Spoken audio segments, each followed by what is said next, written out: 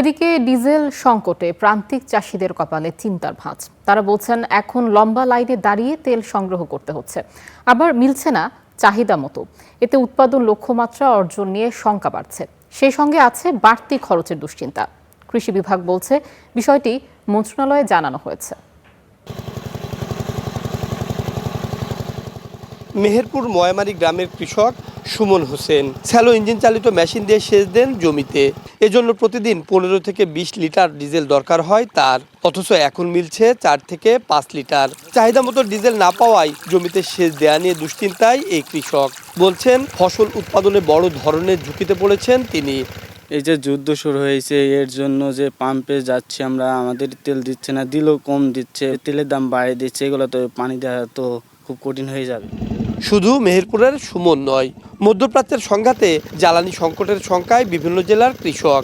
লম্বা লাইনে দাঁড়িয়ে ঘন্টার পর ঘন্টা অপেক্ষা করতে হচ্ছে জ্বালানির জন্য। এতে অপচয় হচ্ছে সময়, প্রভাব পড়ছে ফসল উৎপাদনে।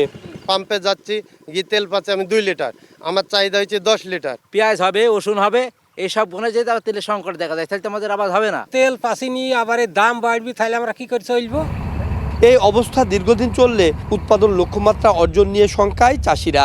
সময় মতো ফসল ঘরে তোলা নিয়েও আছে দুশ্চিন্তা।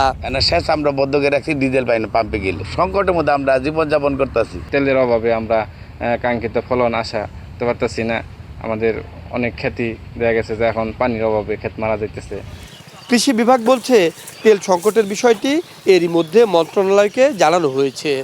মন্ত্রণালয় থেকে নির্দেশনা এসেছে যে এই সময় যাতে তেলের সহজলভ্যতা থাকে, কিংবা যতটুকু কৃষকদের প্রয়োজন তারা বলেছেন অবশ্যই তারা সেই সাপোর্টটা আমাদেরকে দিবেন।